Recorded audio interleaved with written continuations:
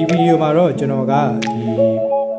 application နဲ့မှာပေါ့နော်ကျွန်တော်နောက်ထပ် wordhan တွေထပ်ထည့်တဲ့ဟာလေးကိုဟိုပြမှာဖြစ်ပါတယ်ဆိုတော့ wordhan ထပ်ထည့်မှုအတွက်ကျွန်တော် application တွေကိုပထမဆုံးဖွင့်ပါမယ်ပြီးရင်မိမိသတ်မှတ်ထားတဲ့ passcode နဲ့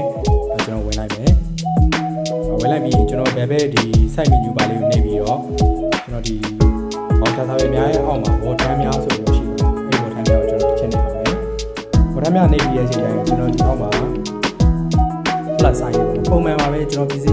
အသက်ထက်တာပဲဖြစ် promotion အသက်ဖန်တီးတာပဲဖြစ်ဖြစ်ကျွန်တော် category အသက်ဖန်တီးတာပဲဖြစ်ဖြစ်လူအသက်ထက်တာပဲဖြစ်ကျွန်တော် plus sign လေးကိုနှိပ်ပါမယ်နော် plus sign လေးကိုနှိပ်ပြီးလို့ရှိရင်ဒီမှာ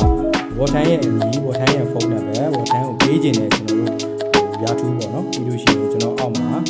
wordhan ဝင်သေးခြင်းနဲ့ passcode လေးလို့ကျွန်တော်တက်မှတ်ပြီးတော့ထည့်ပေးပါမယ်ဆိုတော့ပထမဆုံး wordhan ရဲ့အမည်ကိုထည့်ကျွန်တော် wordhan ရဲ့အမည်ကို tester လို့ပေးလိုက်wordhan ကအဲ့ဒီနေရာမှာအကောက်ဖွက်ထားတာပေါ့နော်အကောက်ဖွက်ထားမှထည့်လို့ရမယ်ပေါ့နောက်ပြီးတော့ကျွန်တော် wordhan ဝင်သေးခြင်းနဲ့ကုတ်ပြီးလုပ်ပါနော်ကျွန်တော်ကလည်းမမီတော့ wordhan ဝင်သေးခြင်းနဲ့ကုတ်ပြီးလုပ်ကျွန်တော်ထည့်လိုက်ပြီးထည့်သွင်းပြီးလိုက်လိုက်တယ်ဒီ wordhan စီမှာပေါ့နော်ကျွန်တော်တို့ဒီဖိတ်ခေါ်ထားသောဆိုင်များနေပြီးတော့ကျွန်တော်ဝင်လို့ရပါတယ်တကယ်လို့ wordhan ဝင်ပြီးသွားပြီဆိုရင်တော့ကျွန်တော်လက်ခံပြီးပြီဆိုတာချက်ချင်းပြောင်းအောင်မှာဖြစ်ပါတယ်တကယ်လို့ wordhan မဝင်သေးဘူးဆိုရင်တော့ဒီမှာစောင့်ဆိုင်နေသည်လို့ပြနေမှာဖြစ်ပါတယ်ဒါဆိုရင်တော့wordhan ထည့်သွင်းအဆင်ပြေမယ်လို့ထင်ပါတယ်